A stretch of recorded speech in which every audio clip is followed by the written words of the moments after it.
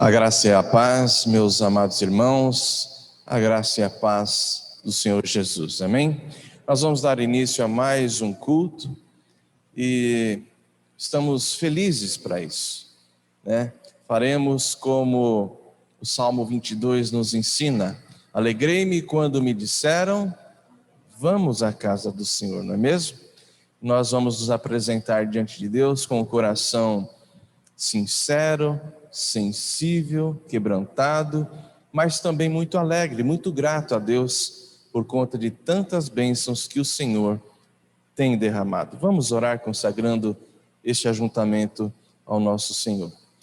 Pai, nós te louvamos, nós te bendizemos pela tua justiça, pela tua santidade, pelo teu amor, pela tua graça. Te louvamos, ó Deus, porque todas as coisas estão sob controle, sobre o teu controle. Então nós adentramos a sala do trono, ó Deus, a consciência que estamos diante de um Deus santo, que adoraremos ao único Deus vivo e verdadeiro. Portanto, ajuda-nos, toma todas as partes deste culto, sensibiliza o nosso coração, nós possamos acolher a tua palavra com reverência, com temor e com alegria. Ajuda-nos, ó Deus, nós te louvamos e te agradecemos, em o nome de Jesus, amém. Amém, queridos?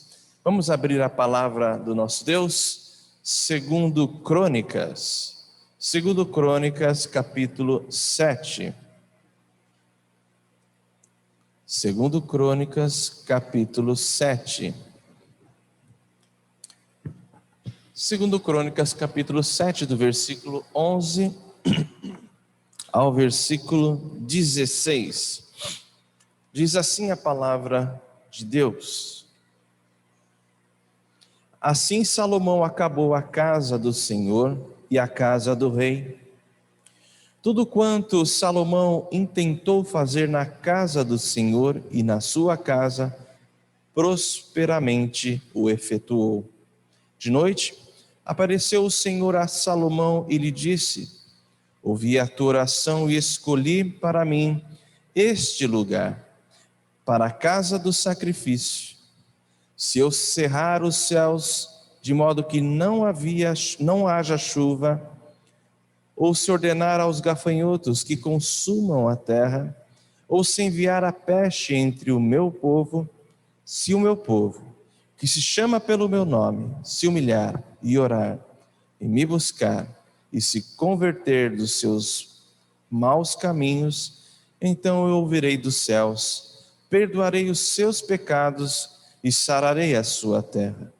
Estarão abertos os meus olhos e atentos os meus ouvidos à oração que se fizer neste lugar. Porque escolhi e santifiquei esta casa para que nela esteja o meu nome perpetuamente. Nela estarão fixos os meus olhos e o meu coração todos os dias. Amém, queridos. Amém. Vamos louvar ao Senhor? Fiquemos em pé, com muita alegria. Vamos cantar ao nosso Deus. Vamos celebrar o nosso Deus. Façamos isso com alegria, como diz também o Salmo de número 100. Celebrai ao Senhor com alegria. Cantemos então o hino de número 13. Hino de número 13. O hino de número 13 é um hino que fala aos nossos corações, pois nos convoca a contemplarmos a sua justiça, a sua grandeza e o seu poder. Façamos isso.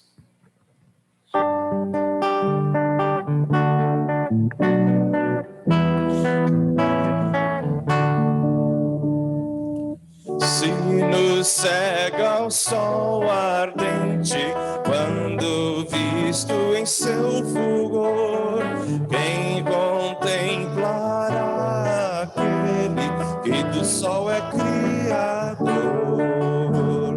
Patriarcas não puderam o seu rosto contemplar, nem Adão chegou a vê-lo antes mesmo de pecar. luz perante a qual é trevas, mesmo o sol a fulgurar. Nossos olhos pecadores não te podem contemplar. Fogo em cima da arca santa, sarça ardente do Sinai, são figuras dessa glória do Senhor eterno Pai. Para termos nós com Ele franca e doce comunhão, Cristo Filho fez-se carne, fez-se nossa redenção, para que na glória eterna o vejamos já sem véu. Cristo padeceu a morte, o caminho abrindo ao céu. Amém. Podeis assentar. Vamos mais uma vez abrir a palavra de Deus, desta vez na segunda epístola de Pedro. Segunda de Pedro, capítulo 1. Segunda de Pedro, capítulo 1, do versículo 3 ao versículo 11. Segunda de Pedro, capítulo 1, do versículo 3 ao versículo 11. Diz assim a palavra do nosso Deus. Visto como pelo seu divino poder nos têm sido doadas todas as coisas que conduzem à vida e à piedade, pelo conhecimento completo daquele que nos chamou para a sua própria glória e virtude, pelas quais nos têm sido doadas as suas preciosas e muito grandes promessas, para que por elas vos torneis coparticipantes da natureza divina, livrando-vos da corrupção das paixões que há no mundo. Por isso mesmo, vós, reunindo toda a vossa diligência, associai com a vossa fé a virtude, com a virtude o conhecimento, com o conhecimento o domínio próprio, com o domínio próprio a perseverança, com a perseverança a piedade, com a piedade a fraternidade, com a fraternidade o amor. Porque estas coisas existindo em vós e em vós aumentando, fazem com que não sejais nem inativos, nem infrutuosos no pleno conhecimento de nosso Senhor Jesus Cristo. Pois aquele a quem estas coisas não estão presentes é cego, vendo só o que está perto, esquecido da purificação dos seus pecados de outrora. Por isso, irmãos, procurai com diligência cada vez maior confirmar a vossa vocação e eleição, porquanto procedendo assim não tropeçareis em tempo algum. Pois desta maneira é que vos será amplamente suprida a entrada no reino eterno de nosso Senhor e Salvador Jesus Cristo. Amém. Nós vamos orar mais uma vez, buscando assim a presença do nosso Deus, confessando as nossas mazelas, os nossos pecados. Hoje também teremos a participação da ceia do Senhor. Vamos nos apresentar em sinceridade, em verdade ao nosso Deus. Vamos participar da ceia com alegria, mas também passando por escrutínio a nossa consciência, as nossas palavras, os nossos sentimentos. Vamos orar pedindo ao Senhor quebrantamento, que venha sensibilizar os nossos pecados e que possamos confessá-los sinceramente ao nosso Deus. Eu vou pedir para a nossa irmã Ana Salles, por favor, Aninha, você pode nos conduzir numa palavra de oração, de confissão de pecados. Oremos, meus amados, e na sequência, os irmãos do louvor nos auxiliarão aqui na condução dos cânticos. Senhor nosso Deus, nós te damos graças, ó Pai, porque podemos nos reunir, ó Pai, na sua casa, na sua presença, ó Pai, com parte do seu corpo aqui sobre a face da terra, ó Pai. Obrigado por tão grande privilégio, ó Pai, e obrigado, ó Pai, porque esse privilégio é o Senhor mesmo que nos dá, ó Pai, pela sua obra redentora, ó Pai, que podemos nos achegar a Ti, ó Senhor Deus. Muito obrigado por tão grande amor, por tão grande salvação, Senhor Deus. Queremos te pedir, ó Pai, que possamos, ó Pai, estar a todo tempo na sua presença, Senhor Deus, buscar, ó Pai, ter uma vida melhor, ó Pai, porque é isso que o Senhor nos proporciona, ó Pai. Uma vida, ó Pai, liberta daquilo que nos separava do Senhor, ó Pai, a nossa impureza, os nossos pecados, ó Pai, que tão mal nos traz para nós e todos aqueles que nos cercam, ó Pai. Que possamos, ó Pai, cada vez mais nos apegar à sua palavra, ó Pai, para ter uma vida de santificação, purificação, e para que o seu nome, ó Pai, em todo tempo seja exaltado e louvado, ó Pai. Que o nosso testemunho no nosso dia a dia, ó Pai, em todo tempo, possa, ó Pai, mostrar quão grandes obras que o Senhor faz em nosso viver, ó Pai.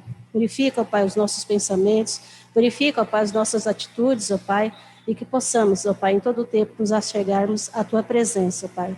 Te damos graças, ó Pai, por esta igreja, por cada membro aqui presente, no nome de Jesus. Amém. Vamos nos colocar de pé para louvar ao Senhor?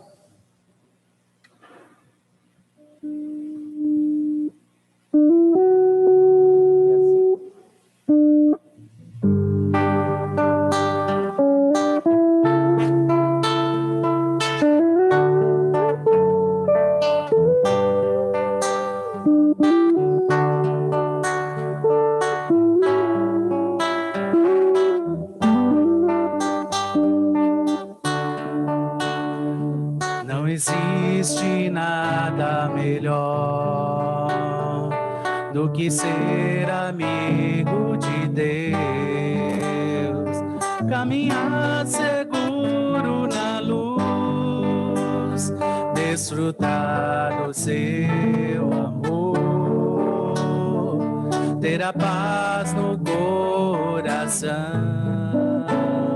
viver sempre em comunhão e assim perceber a grandeza do poder de Jesus, meu bom pastor. Não existe nada melhor do que ser amigo de Deus,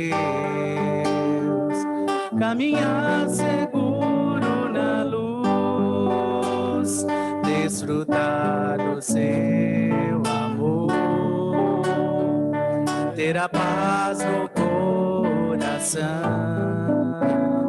viver sempre em comunhão e assim perceber a grandeza do poder de Jesus, meu bom pastor. Ter a paz no coração,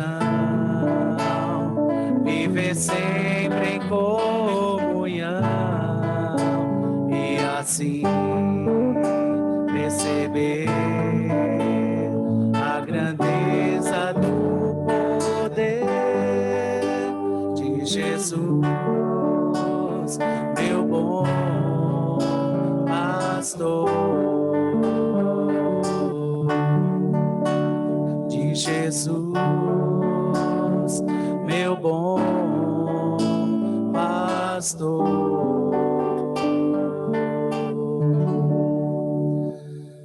Senhor, nós te louvamos, ó Pai, que Tu és o nosso Deus, que através do Teu Filho Jesus, que morreu na cruz, que nós podemos estar aqui te adorando. Também podemos estar em comunhão com os nossos irmãos, ó Pai, para te servir, Senhor, como igreja que tem propósito principal, te glorificar, Senhor. Queremos, Senhor, desejar, ó Pai, que nossas vidas sejam vidas de verdadeiro louvor a Ti, Senhor. Que possamos, Senhor, a cada dia, Senhor, compreender os Teus propósitos, compreender, Senhor, a Tua palavra, compreender, Senhor, como devemos proceder, ó Pai, para que cada vez possamos buscar santidade, buscar comunhão aqui com os nossos irmãos e Te servir, ó Pai, em espírito e em verdade. Aceite o nosso louvor, é o que nós Te pedimos, em nome de Jesus. Amém. Enquanto cantamos esse segundo cântico, os irmãos que trouxeram seus dízimos e ofertas podem fazer nesse momento.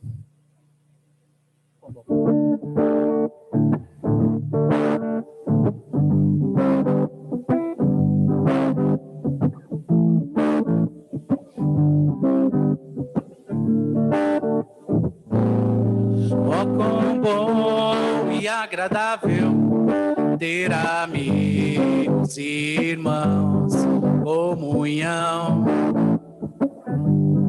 vinho e pão. Como orvalho desce da montanha sobre a relva, nosso chão, comunhão, vinho e pão. Encontrar em Cristo bom tesouro, meus amigos e irmãos, todos juntos em adoração. Alegria enche toda a casa, aleluia, glória a Deus, comunhão, vinho e pão.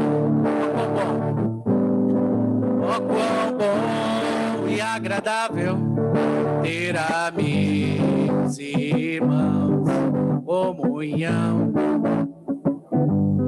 vinho e pão. Como orvalho desce da montanha sobre a relva, nosso chão, comunhão, vinho e pão. Encontrar em Cristo bom tesouro, meus amigos e irmãos, todos juntos em adoração. Alegria enche toda a casa, aleluia, glória a Deus, comunhão, vinho e pão. Encontrar em Cristo um bom tesouro, meus amigos e irmãos, todos juntos em adoração. Alegria enche toda a casa, aleluia, glória a Deus, comunhão, vinho e pão.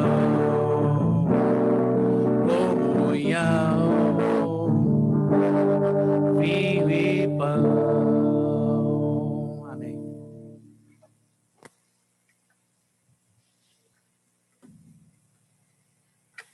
Amém. Esse cântico é muito alegre e ele versa sobre a mesa do Senhor, que daqui a pouquinho iremos partilhar, né? E é muito bom encontrar amigos e irmãos para juntos participarmos deste momento tão solene, tão abençoador, em que nós louvamos e agradecemos a Deus pelo seu imenso, tão grande amor por nós pecadores, né? Podeis assentar, meus queridos. Nós vamos abrir a palavra do Senhor no último livro da Bíblia, capítulo 3. Apocalipse, capítulo 3. Apocalipse capítulo 3. Pois muito bem, o livro de Apocalipse é um livro maravilhoso, um livro que enche a igreja, os crentes de esperança, mesmo em meio a perseguições, a lutas, mas nos traz a mensagem da vitória do Cordeiro, e bem como a vitória da igreja, nossa vitória, em que um dia desfrutaremos dela na presença do Cordeiro e na presença do nosso Pai. Apocalipse capítulo 3, do primeiro versículo ao versículo 6.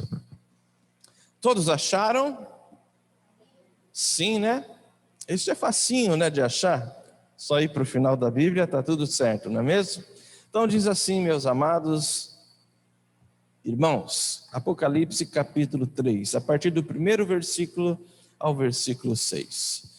Ao anjo da igreja em Sardes escreve: essas coisas diz aquele que tem os 7 Espíritos de Deus e as 7 estrelas. Conheço as tuas obras, que tens nome de que vives e está morto. Sê vigilante e consolida o resto que estava para morrer, porque não tenho achado íntegras as tuas obras na presença do meu Deus. Lembra-te, pois, do que tens recebido e ouvido, guarda-o e arrepende-te. Porquanto, se não vigiares, virei como ladrão, e não conhecerás de modo algum em que hora virei contra ti. Tens, contudo, em Sardes, umas poucas pessoas, que não contaminaram as suas vestiduras, e andarão de branco junto comigo, pois são dignas. O vencedor será assim vestido de vestiduras brancas, e de modo nenhum apagarei o seu nome do livro da vida. Pelo contrário, confessarei o seu nome diante de meu Pai e diante dos seus anjos.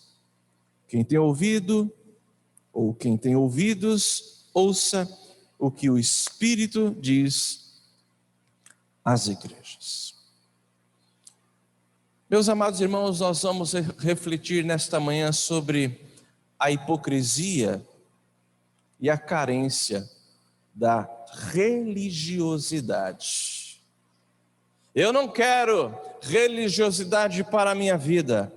Eu não quero religiosidade para a vida desta igreja. O que nós devemos desejar é espiritualidade. Uma vida cheia do Espírito Santo e um viver digno na presença do nosso Deus. Portanto, refletiremos, como já lhes disse, sobre a misericórdia e carência da religiosidade. Meus irmãos, Jesus manda o apóstolo João enviar 7 cartas diferentes, e cada carta enviada a uma das 7 igrejas da Ásia Menor. Por que 7 igrejas? É uma linguagem simbólica, e 7 aqui representa a igreja de Cristo na terra, vejam só, em todos os tempos, em todas as eras, em todos os lugares, e também nos nossos dias. Significa então que Deus tem uma mensagem à sua igreja desde a primeira vinda de Cristo até o seu retorno. Nós, presbiterianos, nós, reformados, não interpretamos como os dispensacionalistas interpretam, sobretudo o Apocalipse.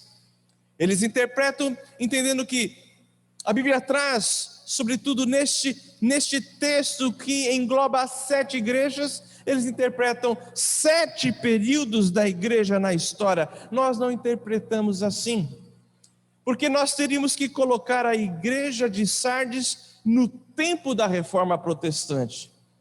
Mas Sardes era uma igreja morta, isso não encaixa. Mas não apenas por isso, nós somos adeptos da doutrina da aliança, diferentemente como pensam os dispensacionalistas. Portanto, também podemos entender igreja aqui no sentido individual, não apenas coletivo, mas também no sentido individual, onde cada crente é o templo do Espírito.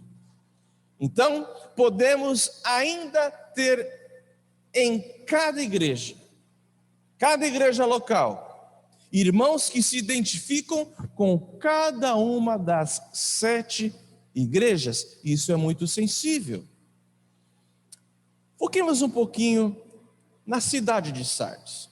É importante. Sardes ficava no alto de um monte e era uma cidade fortificada, mas no ano 17 depois de Cristo foi destruída por um grande terremoto. E o que aconteceu?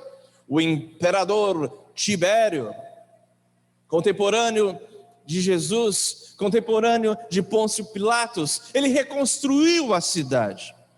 Ele a tornou rica, abastada, mas introduziu em Sardes o paganismo. O paganismo romano, que versava em profunda licenciosidade. Sardes, a cidade, tornou-se uma cidade devassa, uma cidade imoral. E agora foquemos um pouquinho então na igreja de Sardes, a igreja que se reunia nessa cidade.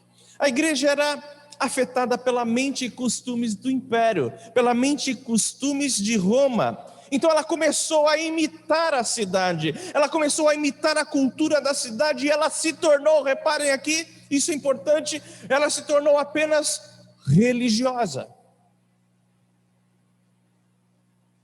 A igreja precisava então de espiritualidade e não de religiosidade, ela precisava de um avivamento bíblico. E portanto Jesus escreve esta carta, não literalmente escreve, mas revela esta carta a João, que a escreve e a envia a esta igreja. E é importante ter em mente que havia claramente, de um modo distinto, 3 grupos na igreja local. O primeiro grupo, os que estavam mortos espiritualmente, estavam na igreja, mas tinham apostatado. O coração não estava mais em fé na presença de Deus. O segundo grupo, os que estavam acomodados espiritualmente. E o terceiro grupo, muito pequeno, era o grupo daqueles que não tinham contaminado as suas vestes. Primeiramente, portanto, meus amados irmãos, se não vejamos a religiosidade faz com que o crente viva de aparência. Qual era o grande problema dos fariseus? A religiosidade, que produzia o quê? A hipocrisia.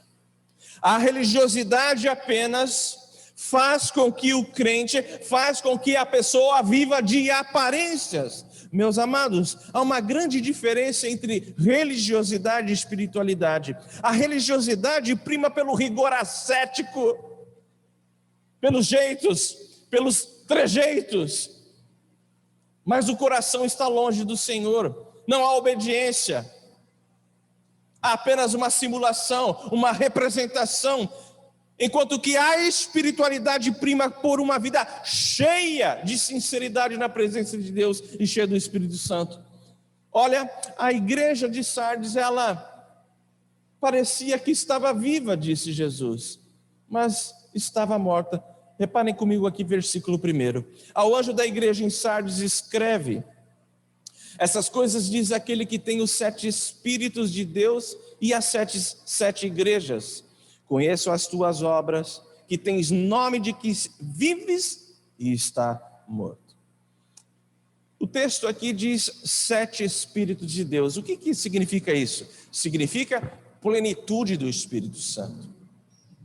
E 7 estrelas na mão. O que significa isso? Lá no capítulo 1 nos ensina o apóstolo João. Mas isso significa a liderança pastoral de cada igreja, das 7 igrejas. A liderança pastoral da igreja nas mãos de Jesus. Versículo 1 diz: conheço as tuas obras, que tens nome de que vives e está morto. A igreja tinha reputação. A igreja tinha fama. A igreja tinha aparência de crente. A igreja tinha coreografia espiritual. A igreja era operosa, tinha atividade, tinha reuniões, tinha trabalho. Mas Jesus diz que essa igreja estava morta. Tens nome, tens aparência de que vives e está morto. Reparem que não havia, Jesus aqui não repreende a igreja por heresias. Não se fala que a igreja estava sofrendo perseguições. Quem via de fora aquela igreja, a reputava como uma igreja avivada, uma igreja fervorosa, uma igreja cheia do Espírito Santo, porque tinha aparência de crente, tinha religiosidade.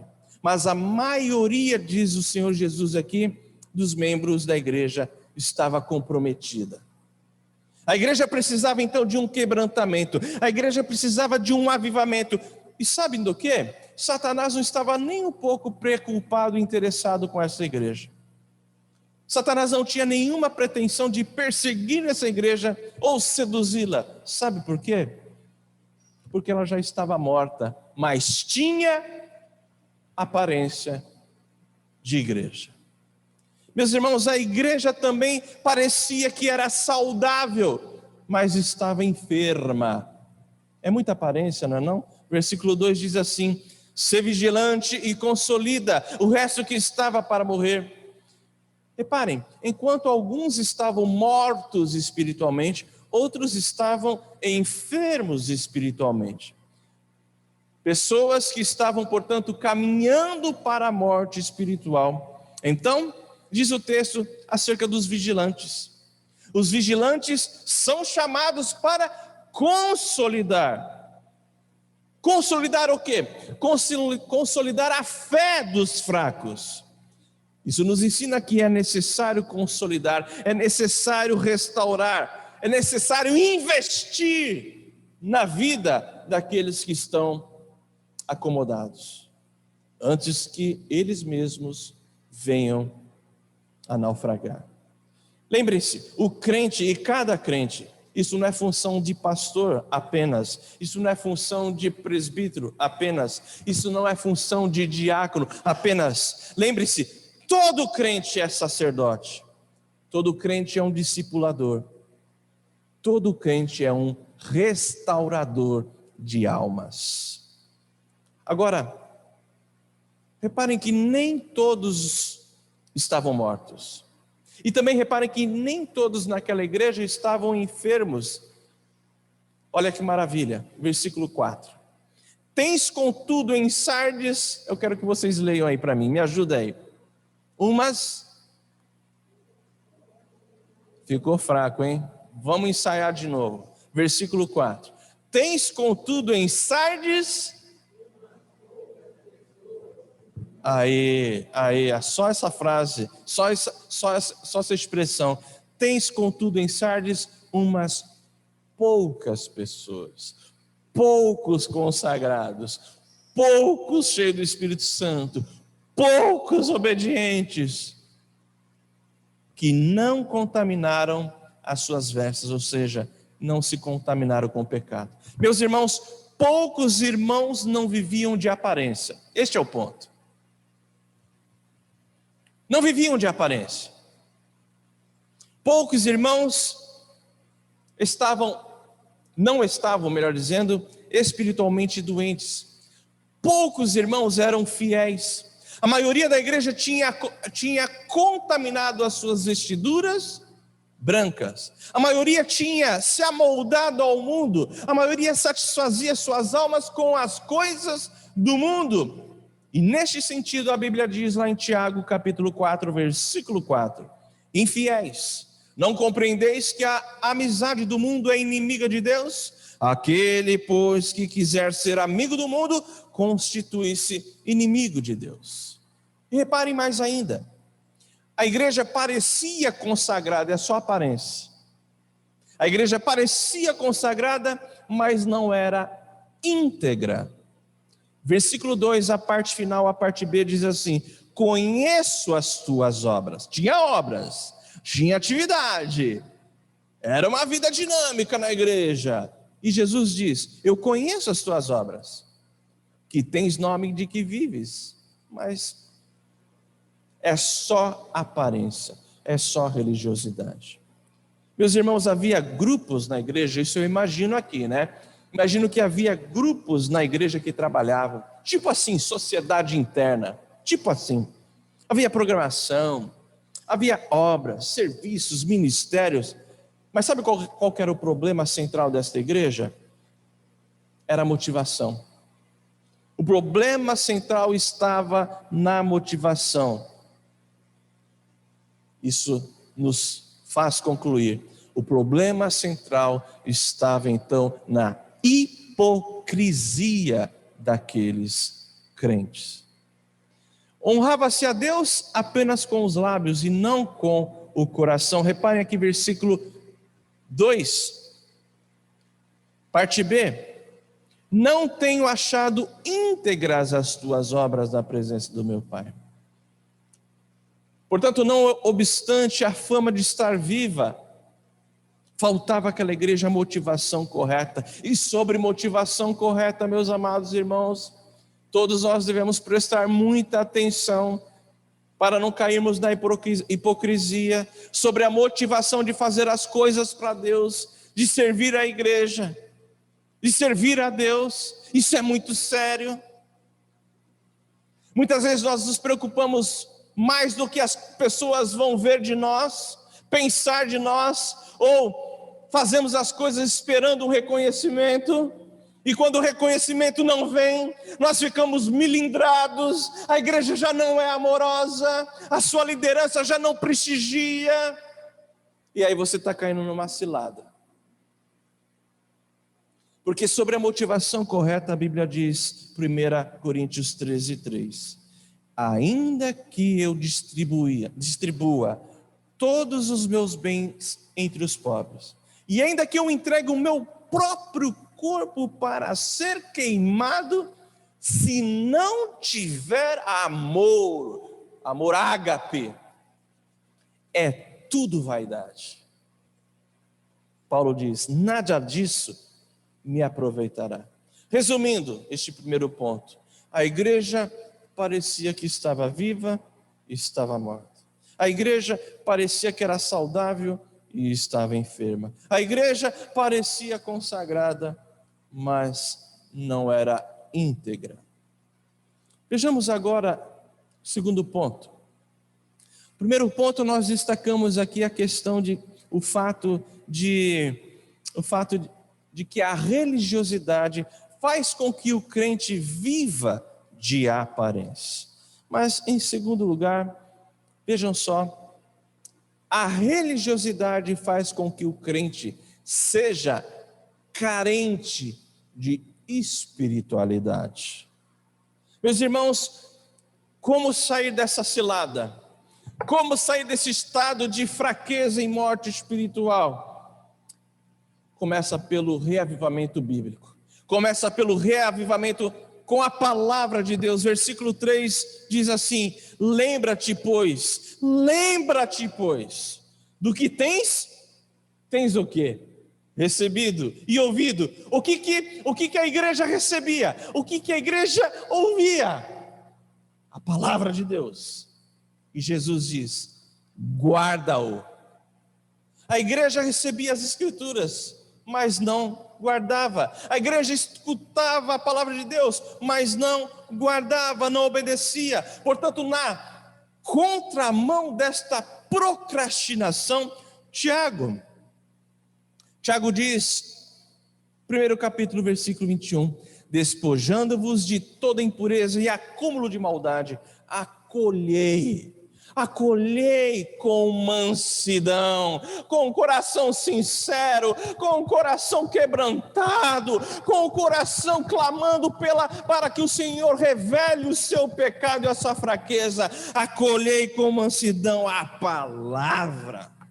palavra de Deus. Meus irmãos, vivemos dias de analfabetismo bíblico.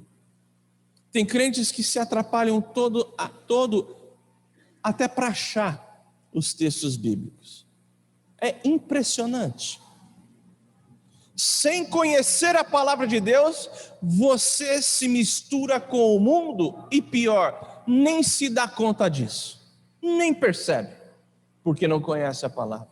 Lembra, portanto, do tempo em que você amava a Bíblia, lia a Bíblia, bebia a Bíblia. Lembra quando você não via a hora de chegar o domingo, de ir à casa do Senhor, encontrar os irmãos e juntos se apresentar em culto e adoração? Lembra quando Jesus ocupava o primeiro posto, o primeiro lugar no seu coração? Para sairmos desta situação, lembrem-se, o avivamento começa com a palavra de Deus. Um outro aspecto, o reavivamento vem com arrependimento. Porque não adianta conhecer a palavra, Jesus diz, guarda. Versículo 3 diz assim: lembra-te, pois, do que tens recebido e ouvido, guarda-o e... Está fraco? Arrepende-te.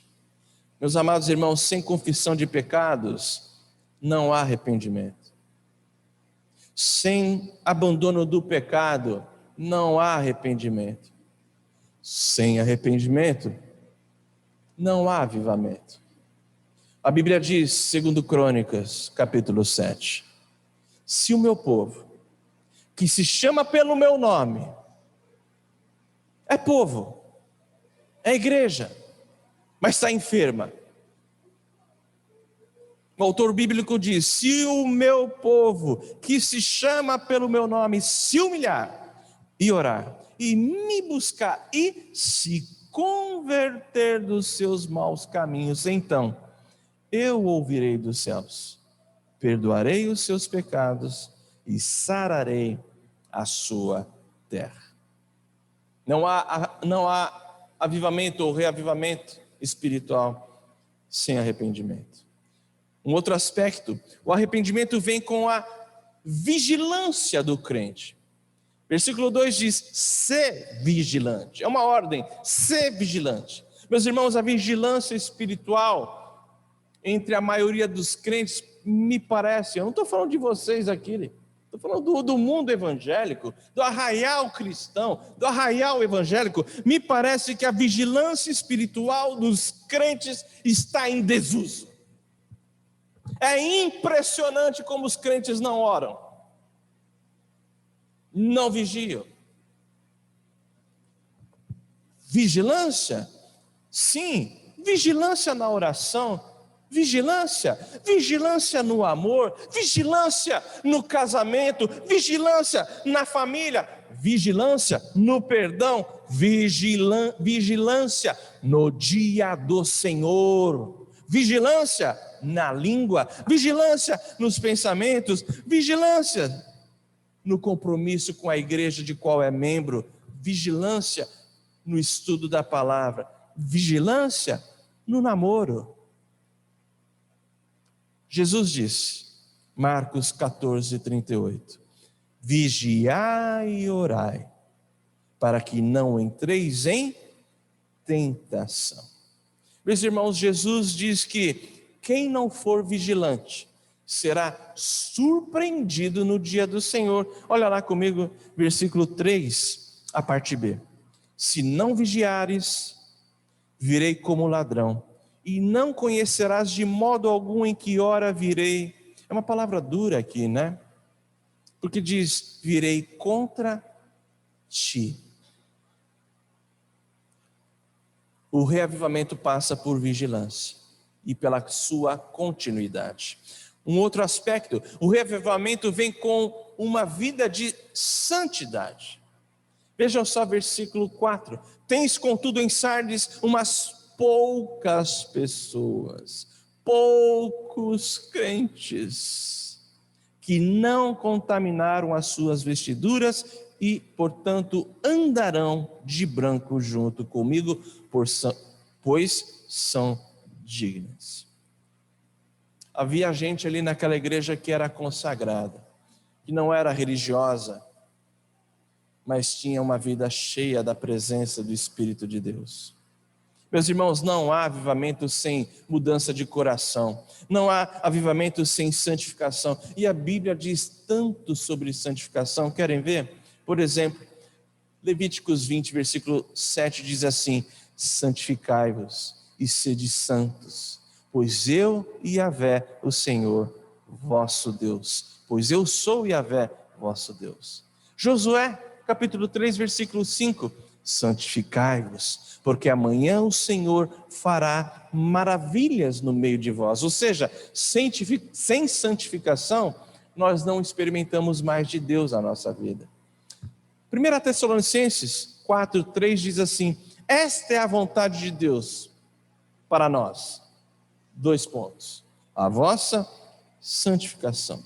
Hebreus 12, 14 diz: segui a paz com todos e a santificação, sem a qual ninguém verá o Senhor. Uma vida de santidade, uma vida íntegra, uma vida reta na presença do Senhor conduz o crente certamente a uma vida cheia do Espírito Santo. Mas temos ainda mais um aspecto aqui. O reavivamento vem, portanto, com o Espírito Santo. Uma vida de santidade faz com que nos enchamos do Espírito Santo. O avivamento vem com o Espírito Santo. Versículo 1 diz: ao anjo da igreja em Sardes escreve: essas coisas diz aquele que tem os 7 Espíritos de Deus. Meus irmãos, 7 Espíritos de Deus, como eu já lhes disse, significa a plenitude do Espírito Santo. E só, portanto, Jesus pode derramar o Espírito Santo na nossa vida. Só o Espírito Santo pode reavivar o crente. Eu não creio. Me desculpem se esse vídeo cair aí entre os nossos amados irmãos pentecostais, mas eu não creio na segunda bênção. Eu não creio como os pentecostais entendem a questão do batismo com o Espírito Santo. O que eu creio é que todo crente em Jesus tem o Espírito Santo, mas nem todos vivem a plenitude do Espírito Santo. Portanto, uma vida cheia do Espírito é uma igreja santa. Uma igreja cheia do Espírito, ela alcança o pecador. E por fim, meus queridos, eu destaco que o avivamento, sim, o avivamento traz bênçãos para a igreja, para o crente. Reparem comigo o versículo 5. O vencedor será assim, vestido de vestiduras brancas, e de modo nenhum apagarei o seu nome do livro da vida, pelo contrário, confessarei o seu nome diante de meu Pai e diante dos meus ou dos seus anjos. Quem é o vencedor? O vencedor é aquele que permanece fiel, uma vida espiritual avivada, íntegra. Este é o vencedor. Você deve, portanto, testar a sua fé.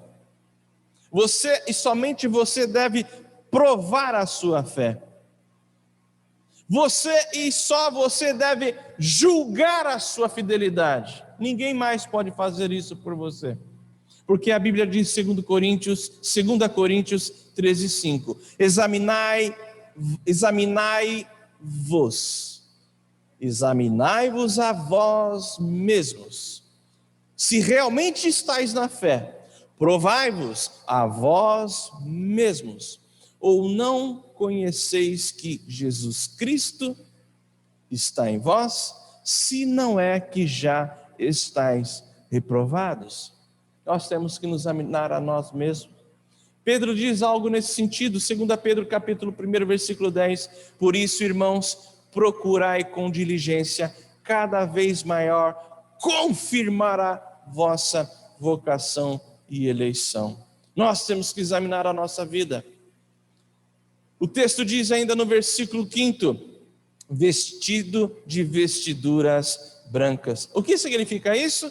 Santidade como fruto de uma vida cheia do Espírito Santo, ou melhor, santidade como fruto da nossa salvação. Vestido de vestiduras brancas é um símbolo, é uma linguagem simbólica de felicidade, de pureza e de vitória. O reavivamento, então, inclina o coração para um viver santo. E diz ainda outra expressão no versículo 5: de modo nenhum apagarei o seu nome do livro da vida. Não se apaga os nomes que estão escritos no livro da vida. O que acontece aqui? Acontece que o reavivamento traz a bênção da segurança de que somos salvos. Mais uma expressão no versículo 5, a última, diz assim: confessarei o seu nome diante de meu Pai e diante dos seus anjos. Eu quero terminar dizendo as palavras do Senhor Jesus, registradas lá em Mateus capítulo 10, versículo 32.